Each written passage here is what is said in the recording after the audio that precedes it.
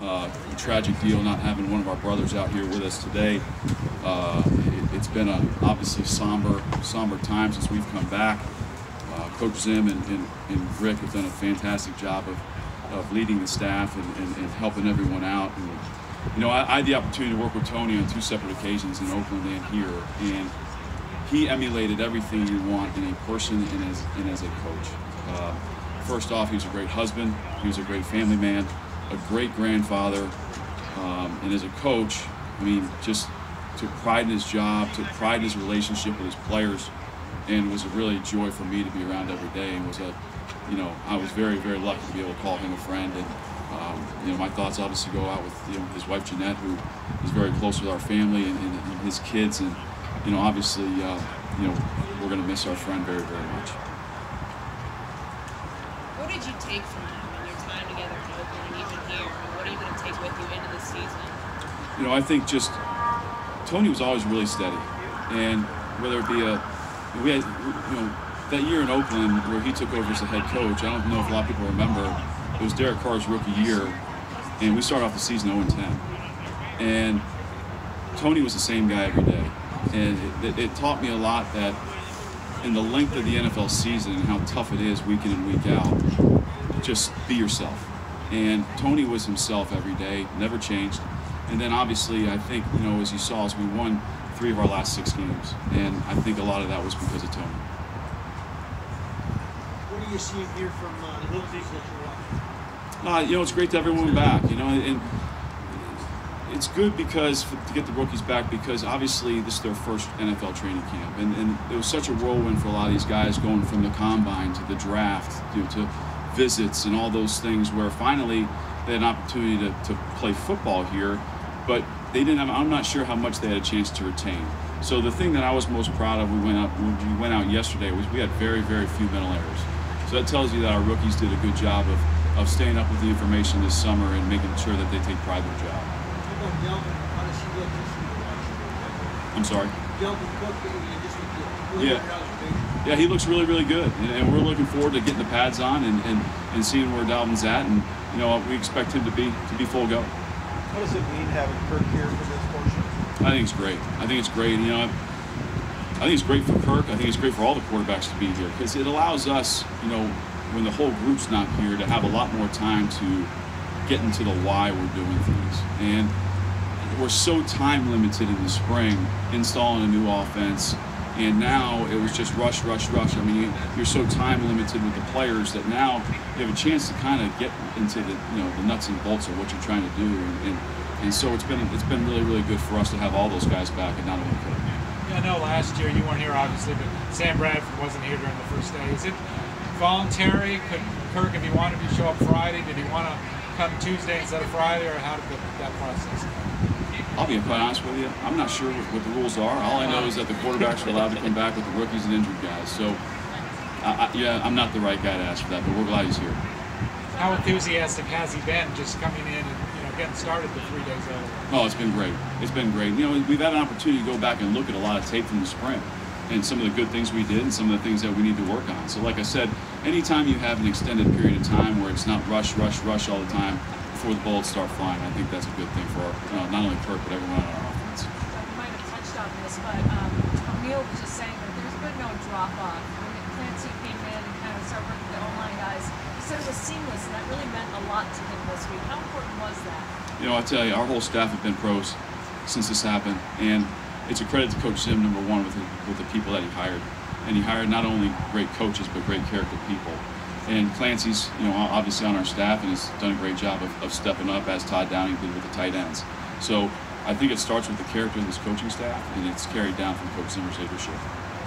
How important have the veterans been in maintaining that consistency? I'm sorry? How important have the veterans on the offensive line been in maintaining that consistency? Every NFL, I'm very fortunate, it's my 12th year in the NFL, and the one room that usually stays the same is the offensive line, because they're always really, really tight. They're usually really smart guys and guys with really good character. And when you have those 3 qualities, when something tragic as this happens, they have a tendency of kind of banding together as brothers, and they call themselves brothers, and trying to help each other get through such a tragic situation. most of these few short days. And Brian Maurer said that he loves the consistency from mini camps till now, that he's already seen that. What do you like that you've seen in him? I'll tell you, Brian, I think, has gotten stronger over the summer. I think I saw him anchor down yesterday, which is better. When I say anchor, I mean, kind of be able to, stymie the defensive end at the line of scrimmage. I saw better combination blocks out of him and Gossett on the right side yesterday. So I think it's just the combination of getting those reps from spring, I think, has really done him well carrying over from spring.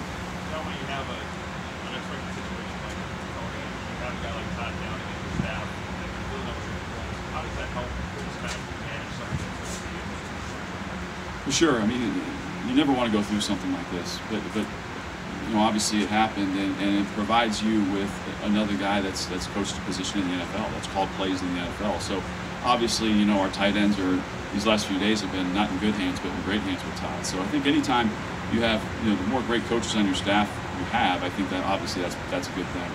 There's a video that's circulated over the last few days of that game hall speech, in 14. You can see you clearly in the background when Tony's giving the speech, and Don comes over and gives it to him. The no-nonsense blue-collar attitude of how he addressed guys. What do you remember specifically about kind of what that moment meant to you, or what that moment meant to him? Yeah, I mean, Tony and I, kind of gravitated towards each other from the start. We're both East Coast Italians. We know a lot of the same people. We grew up the same way. And we both take the game very, very seriously. So I think when you have those qualities, I think you have a tendency to gravitate towards those people. I just remember being so happy for Coach that night, because not only was it a national TV game against Kansas City, Thursday night game, Coach had inherited a really, really tough situation and handled it as well as probably anybody out there in the National Football League could have handled it. So I just remember being so happy for not only our football team, but for him, because like I said, he had stayed so consistent to what he believes in that it finally paid off for him. What's impressed you the most when you get a first-hand look at Dalvin's skill set and what he can bring? I mean, I think you obviously see the explosiveness. You see, we're not giving him a ton of reps. He's taking individual and he's getting reps here and there. But he got into the blitz period yesterday, and he was assignment perfect. So I think that when you see a young player that understands protections the way he does at an early age, I think that's really unique. And obviously he has the pass catching ability and the running ability that we've all seen. But obviously a lot of times when you play that position, the running back position, I think pass protection sometimes gets overlooked. When you got to look at him on film the first month last year, I mean, do you come in and sort of look to develop the offense around him, or what was your approach there? I'm not sure you develop an offense around anybody, because it takes 11 guys to play the game. Obviously, you want to get your best players in mismatches against the where you feel are mismatches against your opponent. But I would be hard pressed to say that'd be doing a disservice to the other guys that are really, really good players on our football team to say that we're going to build our offense around one person. Coach Flip, what do you like from what you've seen out of Jake Whiting so far? Who? I'm sorry, it's Jake windy Whiting, back here, Jake guys. Whiting, I apologize. wide receiver. Yeah, Jake is just a really smart guy. He's assignment perfect. I mean, very rarely does he have a mental bust. He's running good routes. For a guy that's a big guy like that, I mean, you have to be assignment perfect and route perfect, to use your body to be able to get open and lean on people and being able to, will yourself to get open a little bit more when you're not a burner. So those are the things I've really liked from Jake, and obviously, the hands. He has fantastic hands. How intense will that competition be for the final couple of wide receiver roster spots? Yeah, we're looking forward to competition at all spots, and obviously some spots are going to be highlighted a little bit more than others. There's no doubt. I mean, I'll be lying to you if it's not. But at the same time, we want to get as many good players on this team as we can and create competition everywhere. What are some of the challenges and opportunities of coming into a new team at the same time a new quarterback is also coming into the new team?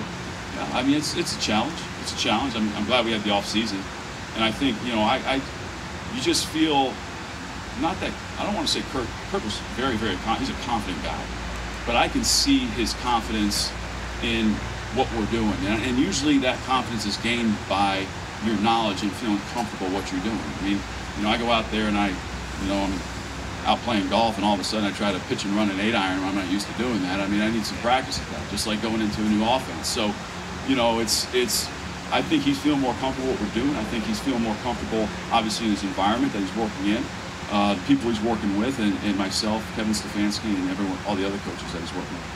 How's Stacy been after the heel injury and getting back out there? It was good to see Stacy back out there yesterday, and he had a couple really nice second-level releases yesterday, and we're looking forward to him having a big camp, and he needs to, you know, continue what he was doing before he had the injury in spring, because he was doing some really nice things for us. To piggyback on the confidence of Kirk, he said also coming in here and being the main guy and being treated with that respect has really changed him as well.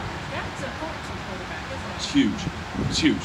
And when you know you're the guy, okay, I've said something for a long time, okay, this is something I truly believe in. If there's a quarterback competition, you don't have one, okay? You don't have one.